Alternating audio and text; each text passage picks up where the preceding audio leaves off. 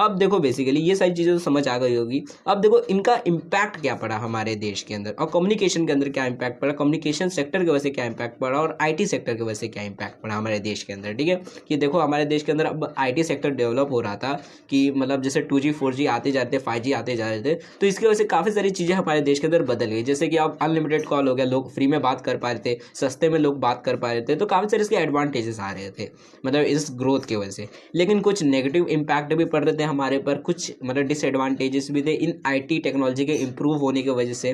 तो कौन से इम्पैक्ट पड़े थे पॉजिटिव और नेगेटिव, तो अब उसके बारे में देख लेते हैं। ठीक है, तो देखो सबसे पहले जो हमारा एडवांटेजेस के बारे में बात कर लेते हैं, मतलब फ़ायदे की बात कर लेते हैं कि क्या क्या फ़ायदा हुआ था हमारा ये आईटी सेक्टर और कम्युनिकेशन सेक्टर की ग्रोथ होने की वजह से। देखो सबसे पहला जो एडवांटेजेस था बेसिकली ये आईटी सेक्टर और कम्युनिकेशन के ग्रोथ का, वो था ग्लोबलाइजेशन। ठीक है, अब इसका मतलब क्या है कि देखो वैसे तो हमने एलपीजी रिफॉर्म में ग्लोबलाइजेशन कर दिया था, बट अगर आप लोग जनरल जो पीपल थे हमारे देश के अंदर, वो बाकी के जो विदेशी लोग हैं उनके साथ ग्लोबलाइज नहीं हो, मतलब उनके साथ कनेक्ट नहीं हो पा रहे थे। ठीक है, बाहर की कंपनीज हमारे देश में आ रही थी, हम बाहर के देश में अपनी कंपनीज खोल रहे थे, लेकिन हमारे देश के जो लोग थे वो बाहर देश के लोगों के साथ कनेक्ट नहीं हो पा रहे थे। तो क्योंकि देखो अब हमने आईटी सेक्टर कर दिया, अब हम चाहे तो विदेश में भी फ़ोन कर सकते हैं, आराम से वहाँ पर भी बात कर सकते हैं, वीडियो कॉल कर सकते हैं। हम इंडिया में बैठे बैठे मतलब जो बाहर देश जो रहते हैं, मतलब फॉरेन मान लो अमेरिका है, तो अमेरिका के हम व्लॉग्स देख सकते हैं भैया अमेरिका में कौन सी जगह है, कौन सी फेमस जगह है। तो हम इंडिया में बैठे बैठे हम बाहर देशों से भी कनेक्ट हो पाएंगे अब।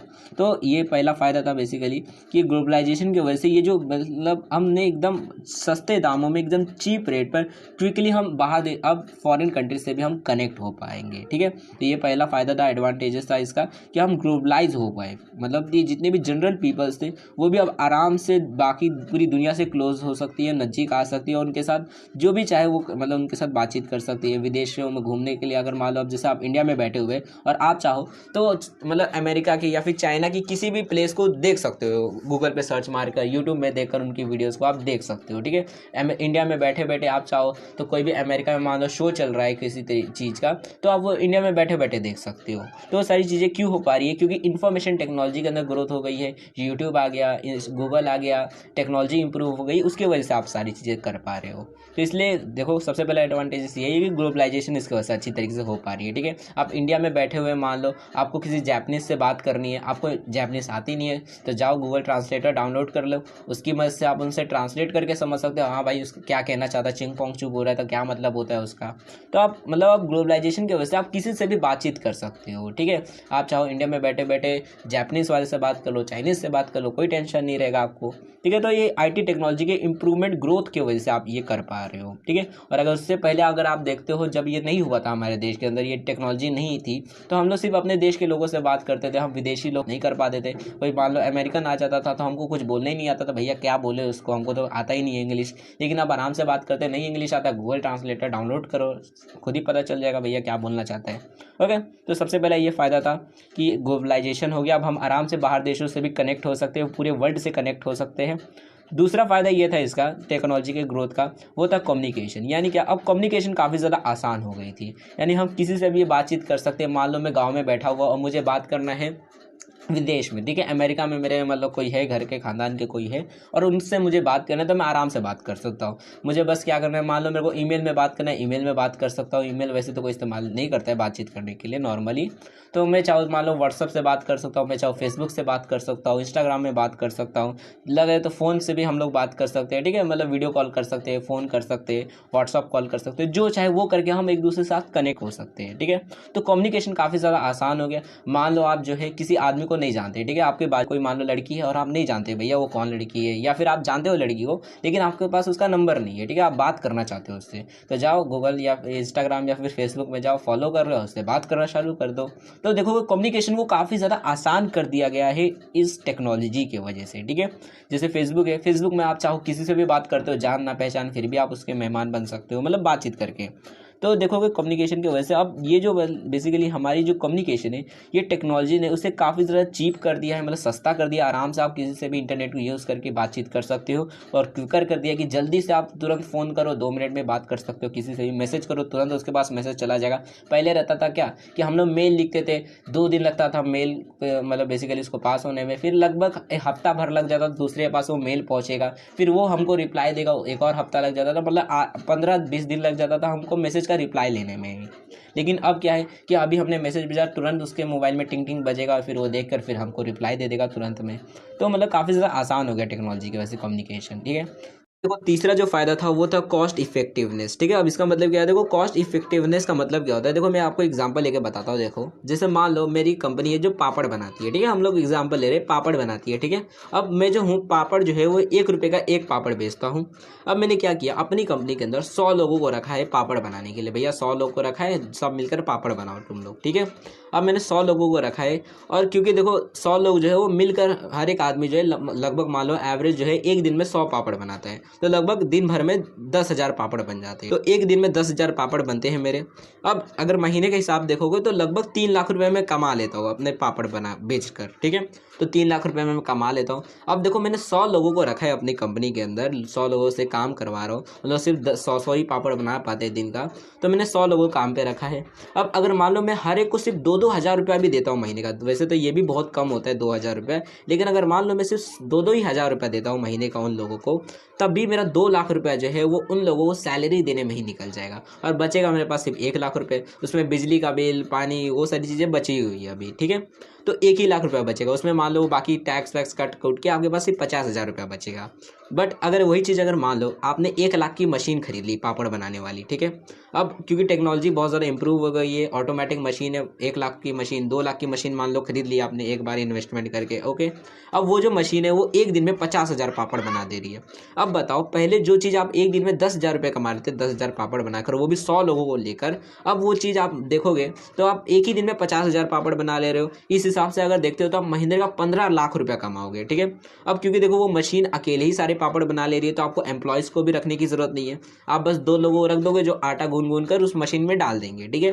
तो आप 2 लोगों को रखोगे तो देखोगे तो उस मशीन को आपने कितने में खरीदा था, 2 लाख में खरीदा था, ठीक है। और बेसिकली 2 लाख में खरीदा था, आपको 15 लाख रुपये आप कमा रहे हो। उसमें से अगर मान लो चलो कॉस्ट वॉस्ट सारी चीज़ें, बिजली का बिल और कुछ आपने 1-2 एम्प्लॉयज़ को रखा, तो अगर 1-2 लाख रुपया खर्चा भी हो जाता है तब भी आपके पास लगभग 10 लाख तो कैसे भी बचेंगे, ठीक है। आपने उड़ा दिया कुछ इधर उधर करके, पैसा इधर उधर बर्बाद कर दिया, तब भी आपके पास 10 लाख रुपए बच जाएंगे। तो देखोगे अगर आप मॉडर्न जो टेक्नोलॉजी उसका इस्तेमाल करते हो तो आपको ज़्यादा प्रॉफिट होगा, कम खर्च में आपका ज़्यादा पैसा आपको जनरेट होगा। तो बेसिकली अगर आप मतलब टेक्नोलॉजी को इस्तेमाल करते हो, जो नई नई टेक्नोलॉजीज आ रही है, तो इसकी वजह से आपका कॉस्ट बचेगा, मतलब खर्चा कम लगेगा और आपका प्रॉफिट ज़्यादा होगा। तो ये मतलब ये फ़ायदा था। वैसे तो इसका कुछ नुकसान भी है कि देखो क्योंकि आपने मशीन को ले लिया, अब उसकी वजह से आप प्रोडक्ट्स बना रहे हो, तो आपका तो फ़ायदा हो जाएगा, लेकिन आपने जो 100 लोग आपके इधर काम करते हैं उनमें से मान लो आपने 98 को निकाल दिया, सिर्फ 2 ही लोग को रखा, तो उन 98 को आपने अनएम्प्लॉयड कर दिया।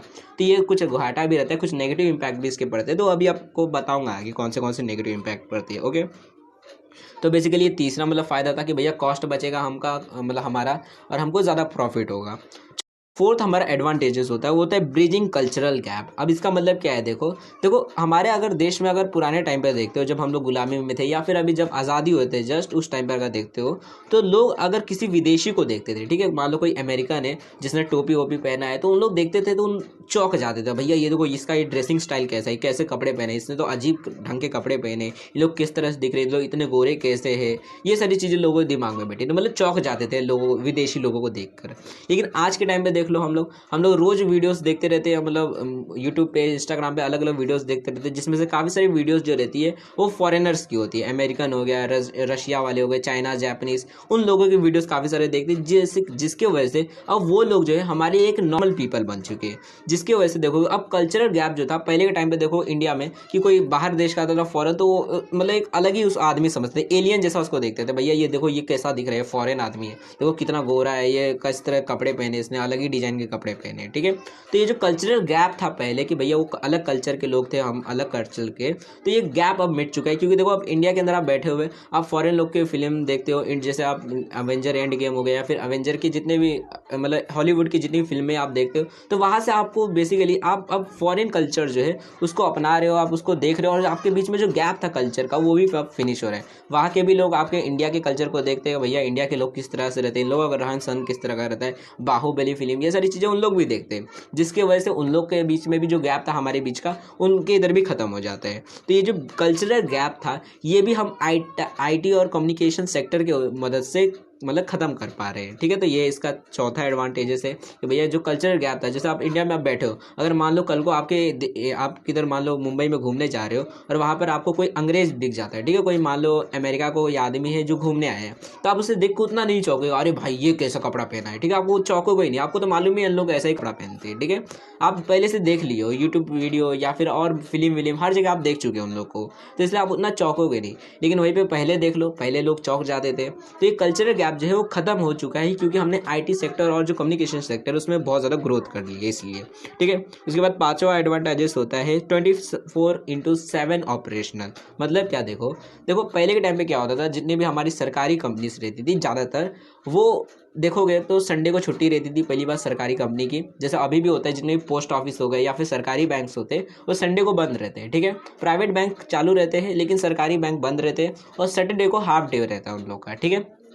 आप रात में जा नहीं सकते, सरकारी बैंक के अंदर कोई नहीं रहता, पोस्ट ऑफिस में भी रात को नहीं जा सकते, यहाँ तक कि दोपहर में भी बंद रहता है पोस्ट ऑफिस, तो ठीक है। तो देखोगे तो जो सरकारी चीज़ें थी पहले के टाइम पे वो 24/7 नहीं थी। लेकिन आज के टाइम में देख लो, टेक्नोलॉजी इतनी ज़्यादा इंप्रूव हो गई है कि आज अगर आप चाहो रात के 2 बजे भी चाहो तो किसी को भी अपने मोबाइल के UPI से या फिर फ़ोन पे, पेटीएम, इनकी मदद से आप किसी को भी रात के 2 बजे भी पैसा भेज सकते हो, ठीक है। वहीं पर अगर आप आज़ादी से पहले या फिर आज़ादी के कुछ साल पहले 1991 से पहले देखोगे तो उस टाइम पर, क्योंकि टेक्नोलॉजी उतनी डेवलप नहीं हुई थी, जिसकी वजह से लोग जो रहते थे वो इंतजार करते भैया दिन होगा तो बैंक खुलेगा तो हम जाएंगे पैसा निकालेंगे तब जाकर हमको पैसा मिलेगा, ठीक है। लेकिन आज देखो रात के 2 बजे भी लोग चले मतलब अपने मोबाइल से किसी को भी पे कर सकते हैं। रात के 2 बजे भी आप चाहो तो कोई ऑनलाइन ऑर्डर आपको करवाना है तो आप करवा सकते हो, ठीक है। अभी के टाइम में तो अगर मान लो मुंबई जैसे शहरों में रह रहे हो तो वहाँ पर अगर आप रात के 2 बजे भी अगर मान लो कोई कैब ओला बुक करते हो तो आपको आराम से कोई भी कार मिल जाएगी, ठीक है, मतलब कैब मिल जाएगी आपको। तो अब 24/7 ऑपरेशनल हो गया कि भैया हफ्ते के 7 दिन कोई छुट्टी नहीं, आप जब चाहे तब अपना जो भी आपको सर्विस लेनी रहेगी आप ले सकते हो आराम से। तो ये क्यों हो पा रहा है, क्योंकि अब IT के अंदर काफ़ी ज़्यादा डेवलपमेंट हो रही है। इसकी वजह से आप गूगल चला लो, देख लो, अगर आप मान लो गूगल को रात को 2 बजे भी चलाते हो या फिर 12 बजे भी चलाते हो तब भी आपको कोई दिक्कत नहीं, आप आराम से सर्च मारो, कोई टेंशन नहीं, आपको लगेगा ही नहीं भैया कि अब 12 बज गए हैं तो गूगल जो है अभी अब बंद हो गया है, 12 बज गया अब सुबह खुलेगा गूगल, ऐसा कुछ नहीं है, वो दिन भर चलता रहता है, 24/7 चलता है, ठीक है। वैसे यूट्यूब भी देख लो, आप मेरी वीडियोस को चाहे तो दिन में भी देख सकते हो, रात में भी देख सकते हो, कोई प्रॉब्लम नहीं है, 24/7 यूट्यूब चलता है। क्यों चल पा रहा है, क्योंकि IT सेक्टर के अंदर ग्रोथ बहुत ज़्यादा हो गई इसकी वजह से, ओके। उसके बाद देखो सिक्स्थ जो एडवांटेजेस था वो था एम्प्लॉयमेंट का। अब एम्प्लॉयमेंट से मतलब क्या है इसका, क्योंकि देखो आपने तो ये सुना कि भैया ये तो नई नई मशीन्स लेके आ रहा है जिसकी वजह से एम्प्लॉयमेंट्स कम हो रही है, ठीक है। बट अगर आप ये देखते हो जो हमारा IT सेक्टर है, ठीक है, IT सेक्टर जो है यहाँ पर आपको ये दिखेगा जैसे कि अब सॉफ्टवेयर इंजीनियरिंग या फिर सॉफ्टवेयर बनाने से रिलेटेड जितने भी काम होते हैं, देखो जब तक हमारे देश में IT उतना ज़्यादा मतलब IT कंपनीज उतना डेवलप नहीं हुई थी तो हमारे देश में ये सारे वर्क जो थे, जॉब जो थे वो थे ही नहीं। जैसे कि वेब डिज़ाइनिंग वाला, जो वेब डिज़ाइनर का जो जॉब होता है, या फिर सॉफ्टवेयर डेवलपर, मतलब ये सारे सॉफ्टवेयर डिज़ाइनर और बेसिकली वेब डेवलपर जो रहते हैं इनका जो काम रहता है हार्डवेयर सॉफ्टवेयर ये सारे जो मतलब बेसिकली बनाने का जो काम रहते हैं ये पहले थे ही नहीं हमारे देश के अंदर। लेकिन जैसे ये IT कंपनीज डेवलप हो गई, ये सारे जो काम थे ये सारे काम अब आने लगे, लोग वेब डिज़ाइनिंग करने लग गए, लोग सॉफ्टवेयर लग गए, प्रोग्रामिंग करने लग गए, ठीक है। तो ये सारी चीज़ें करने लग गए। तो ये क्यों करने लग गए, क्योंकि अब IT डेवलप होने लगा, IT कंपनीज बनने लगी, धीरे धीरे लोगों ने वो सारी चीज़ों सीखने भी लग गया और फिर लोग वो सारे काम करने लगे, जिसकी वजह से लोगों को एक एक्स्ट्रा जॉब मिलने लग गई कि पहले ये सारे जॉब्स के ऑप्शंस ही नहीं थे, तो अभी नए जो ऑप्शंस बन गए हमारे देश के अंदर, तो नए नए एम्प्लॉयमेंट्स क्रिएशन हो गई, ठीक है, ये IT सेक्टर के डेवलपमेंट की वजह से। तो ये सारे कुछ एडवांटेजेस थे हमारे IT सेक्टर्स के, ये डेवलप हो गया इसकी वजह से, ठीक है। अब देखो इसके कुछ नेगेटिव बोल सकते हो, नेगेटिव इम्पैक्ट भी पड़े थे हमारे ऊपर, कुछ डिसएडवांटेजेस भी थे। तो कौन से हैं? तो देखो सबसे पहला अनएम्प्लॉयमेंट, वही बात की भैया देखो अगर हम मान लो नई नई मशीन्स लेके आ जाते हैं और पुराने हमारे एम्प्लॉयज़ को निकाल देते हैं, भैया अब आपकी कोई ज़रूरत नहीं है, हमने 1 लाख की मशीन कर लिया, वही 50,000 पापड़ बना देगा। आप तो 10,000 पापड़ बनाते थे, ये तो मशीन जो है ये अकेले ही बैठकर 10,000 ये 50,000 पापड़ बना दे रहा है।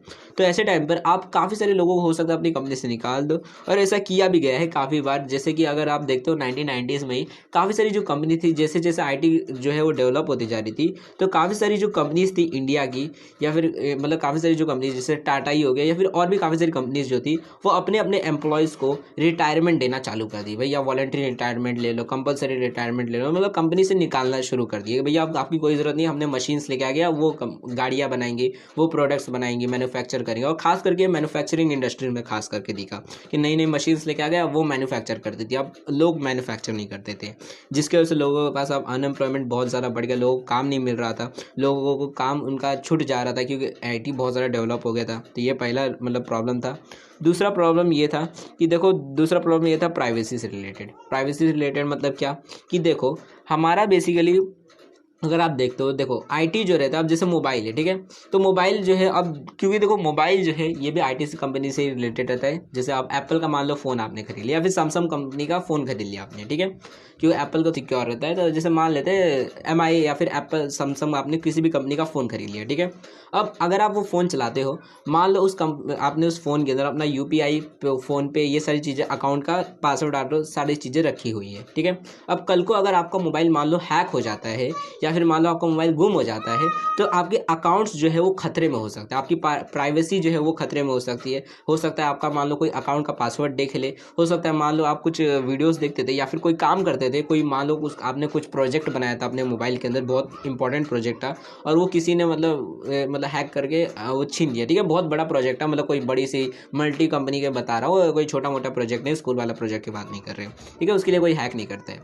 तो अब ऐसे टाइम पर आपकी जो प्राइवेसी होए वो छीनने की बहुत ज़्यादा चांसेस रहेंगे। हो सकता है कि कोई आपका मोबाइल हैक कर ले, आपके घर मोबाइल के कैमरा हैक कर ले, आपकी प्राइवेसी हो सकती है। मान लो आप घर में बैठ के कुछ काम कर रहे हो और कैमरा चालू है, हैक हो चुका है मोबाइल, तो आपकी प्राइवेसी, आप क्या कर रहे हो, सारी चीज़ें दिख रही है, नहा रहे हो वो भी दिख रहा है, तो प्राइवेसी का खतरा हो जाता है आईटी के अंदर। बेसिकली ये मतलब प्रॉब्लम दिख रही थी कि लोग जो थे वो टेक्नोलॉजी को अपनाते जो जा रहे थे कि हर एक के हाथ में अब मोबाइल था, लेकिन उसके साथ में ये भी डर था कि प्राइवेसी भी छीन सकती है, कि भैया लोग हैकर काफ़ी सारे हैं, वो इन टेक्नोलॉजी का इस्तेमाल हैकिंग करने के लिए भी कर सकते हैं, ठीक है। ये दूसरा मतलब इसका डिसएडवांटेजेस था आईटी का डेवलपमेंट का, क्योंकि अब आईटी जैसे जैसे डेवलप होते जा रहा था, लोगों के हाथ में अब टेक्नोलॉजी मिलते जा रही थी, सब लोग मोबाइल रख रहे थे, सब लोग मतलब लैपटॉप रख रहे थे, तो काफ़ी सारे चांसेस थे कि वो जो उनके डिवाइसेस है वो हैक हो सकते हैं, तो उनकी प्राइवेसी छीन सकती है। उसके बाद तीसरा जो डिसएडवांटेजेस था वो था लैक ऑफ जॉब सिक्योरिटी। मतलब क्या, देखो बेसिकली ये जो हमारी आईटी इंडस्ट्री होती है, बेसिकली एक्सपर्ट का मानना ये है कि देखो, क्योंकि देखो आईटी इंडस्ट्री में होता क्या है, जैसे आप देखते हो मोबाइल चलाते हो, तो देखो आपका मोबाइल जो होता है हर 6 जाता है, ठीक है, उसके अंदर नई प्रोग्राम की जाती है, जो प्रोग्रामर्स होते हैं वो नई प्रोग्रामिंग कर देते हैं आपके मोबाइल में, और वो अपडेट हो जाता है, ठीक है। बेसिकली आपका मोबाइल जो होता है हर 6 महीने में अपडेट हो जाता है लगभग। तो अगर आप देखते हो, तो अगर मान लो आप ऐसी कंपनी में काम करते हो, मान लो आप माइक्रोसॉफ्ट में काम करते हो, ठीक है। अब माइक्रोसॉफ्ट जो है उसने मान लो आपको बोल दिया कि यार भैया ये नई लैंग्वेज आई है, मतलब नई कोडिंग की लैंग्वेज आई है, थोड़ी डिफिकल्ट से, लेकिन आपको अब इसी कोडिंग की लैंग्वेज की मदद से हमारा मतलब बेसिकली सॉफ्टवेयर बनाना है, क्योंकि इससे बहुत अच्छा सॉफ्टवेयर बनता है, इसलिए आपको यही कोडिंग का इस्तेमाल करना है, ये बाकी कोडिंग का इस्तेमाल नहीं करना है, ठीक है। तो ऐसे टाइम पर अगर मान लो, क्योंकि देखो अब नई लैंग्वेज आ गई, आपको वो सीखना पड़ेगा, और अगर ऐसे टाइम पर आप उसे नहीं सीखते हो तो हो सकता है माइक्रोसॉफ्ट वाले आपको लात मार के निकाल दे कंपनी से, भैया आपको तो आता ही नहीं है वो लैंग्वेज, हम आपको कंपनी में रख के क्या करेंगे जब आपको आता ही नहीं है।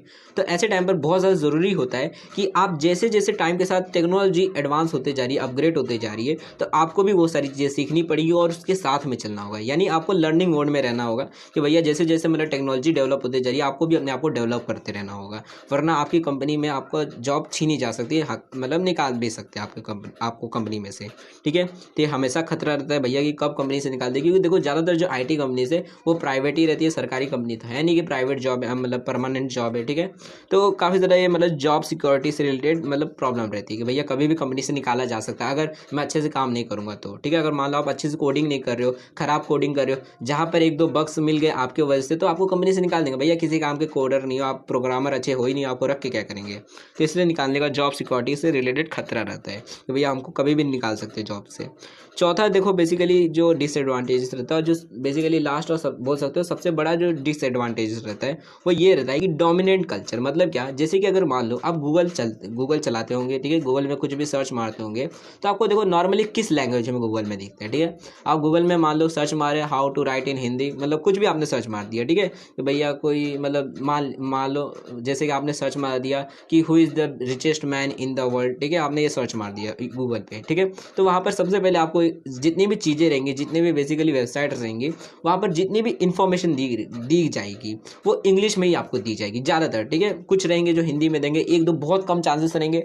जब तक आप इन हिंदी नहीं लिखोगे तब तक नहीं दिखाएगा, मतलब देखोगे तो नॉर्मली आपको सारी चीज़ें इंग्लिश में दिखाई देगी, ठीक है। और इसके पीछे रीज़न भी है क्योंकि गूगल जो है वो बेसिकली अमेरिका है, इसलिए वो भी रीज़न है। और साथ ही में क्योंकि देखो अब गूगल जो है, क्योंकि देखो वहाँ पर आप सर्च मारते हो तो सारी चीज़ें इंग्लिश में दिखाई देती है, जिसके वजह से अब लोगों के भी दिमाग में बैठ गया है कि भैया इंग्लिश जो है बहुत इंपॉर्टेंट लैंग्वेज है, इंग्लिश हमको आनी चाहिए। और इंग्लिश क्योंकि देखो एक तरह से देखो अमेरिका में इंग्लिश बोली जाती है, वहाँ की ये लैंग्वेज है, तो उनकी जो लैंग्वेज है बहुत ज़्यादा इन्फ्लुएंस करी है, मतलब एक तरीके से कह सकते हो कि डोमिनेंट हो रही है इन मतलब आईटी सेक्टर के अंदर। अगर आप देखते हो, अगर आप इंटरव्यू देने जाते हो किसी भी मतलब कंपनी में, कोई आईटी कंपनी है, तो वहाँ पर आपको मतलब ये बेसिकली माना जाता है कि अगर आप किसी भी कंपनी में जा रहे हो, आईटी कंपनी में कोडिंग करने जा रहे हो, मान लो माइक्रोसॉफ्ट में या फिर इंडिया की कोई कंपनी है वहाँ पर जा रहे हो, तो ज़रूरी है कि इंटरव्यू के टाइम पे आप इंग्लिश में ही बात करो, ज़्यादा अच्छा रहता है। अगर आप हिंदी में बात करते हो तो जो भी इंटरव्यू ले रहे रहते हैं तो उनको ये लगता है भैया ये हिंदी में बात करे, इसको उतना कुछ नहीं आता होगा, ये कोई सरकारी स्कूल में पढ़ा होगा, उसको उतना चीज़ नहीं आती होगी, ठीक है। ये हो जाता है कि आप इंग्लिश में बात करो आईटी कंपनीज़ के अंदर, ओके। अगर आप अपने बॉस मैनेजर से बात करते हो तो ज़रूरी है आप इंग्लिश में ही बात करो। तो इसलिए ऐसे टाइम पर आप देखते हो कि जो भी बेसिकली एक पर्टिकुलर कल्चर जो है वही डोमिनेट हो जा रहा है। कि अमेरिका का देखोगे वहाँ का कल्चर काफ़ी ज़्यादा डोमिनेट हो जाता है। इंडिया में देखो, आज देखो इंडिया में अगर आप बड़े बड़े जो शहर है या फिर गाँव एरिया में भी देखोगे आप कि अमेरिका का जो कल्चर है, ठीक है, कि भैया लड़कियाँ छोटे छोटे कपड़े पहनती है, बाल कलर कर लेती है, वही आपको कल्चर अब इंडिया में भी आपको दिखेगा। लड़कियाँ छोटे छोटे कपड़े पहन लेती है, बाल वाल कलर कर लेते हैं, लड़के भी बाल वाल कलर कर लेते हैं, टैटू वैटू भर भर के बना देते हैं। तो आपको जो बाहर देश का जो कल्चर है, मतलब अमेरिका या फिर कह सकते हो यूएस का जो हमारा कल्चर है, वो आपको अब इंडिया में भी दिखेगा। मतलब यूरोप साइड के जो कल्चर है वो आपको इंडिया में अब भर भर के दिख रहे हैं, ठीक है। तो एक तरह से आप ये कह सकते हो ये एक डिसएडवांटेजेस है कि भैया ये जो मतलब एक यूएस जो है वो अपना डोमिनेंट कल्चर दिखाता है कि भैया अपना ही कल्चर हर जगह दिखा रहा रहता है। कि गूगल है, गूगल पे कुछ भी सर्च मारो तो इंग्लिश में ही दिखाएगा। यूट्यूब पे कुछ भी सर्च मारो, वैसे तो यूट्यूब पे हिंदी में ही दिखा देता है वैसे, क्योंकि यूट्यूब बेसिकली इस तरह से रहता है कि जिस भी आप रीजन में रहते हो उसी से रिलेटेड चीज़ दिखाता है। बट अगर आप गूगल पे सर्च मारते हो, अमेजोन पे सर्च मारते हो, तो ज़्यादातर चीज़ें जो रहती है वो आपको इंग्लिश में ही दिखाई जाती है, ठीक है। तो एक ही पर्टिकुलर कल्चर को ज़्यादातर डोमिनेट किया जाता है। तो ये कुछ डिसएडवांटेजेस हैं हमारे बेसिकली आई और कम्युनिकेशन सेक्टर्स के ग्रोथ होने की वजह से, ओके। तो मे बी आपको सारी चीज़ें समझ आ गई होगी। फिर भी अगर आपको किसी भी तरह डाउट रहता है या फिर कोई चीज़ नहीं समझ आई है तो आप लोग कमेंट सेक्शन के अंदर जो भी आपका डाउट रहेगा पूछ सकते हो। एंड देखो इसका जो नेक्स्ट लेक्चर है वो जल्दी हमारे चैनल पे आने वाला है, तो चैनल को सब्सक्राइब कर दो और वीडियो को अपने दोस्तों के साथ भी शेयर कर दो, ताकि जैसे ही जो नेक्स्ट वीडियो अपलोड हो जाएगी हमारे चैनल पर तो आपको उसकी नोटिफिकेशन मिल जाएगी और उन वीडियोज़ को भी आप देख सकोगे। एंड देखो अगर आपको किसी भी तरह का लॉन्ग क्वेश्चन रहता है, यानी अगर आपको कोई बड़ा डाउट हो जाता है या फिर कोई चीज़ नहीं समझ आई रहती है, ज़्यादा अगर डिटेल में आपको जानना रहेगा, तो आप हमारे इंस्टाग्राम पे हमें फॉलो करके वहाँ पर भी आप हमसे पूछ सकते हो जो भी आपके क्वेश्चंस रहेंगे। एंड ये जो लेक्चर है बेसिकली इसका जो पीडीएफ है आपको टेलीग्राम चैनल पे मिल जाएगा, तो वहाँ पर जाकर ज्वाइन कर लो। दोनों का जो लिंक है वो हमारे डिस्क्रिप्शन में आपको मिल जाएगा, तो वहाँ से जाकर आप ज्वाइन कर सकते हो टेलीग्राम पे, एंड इंस्टाग्राम को फॉलो कर देना, ठीक है।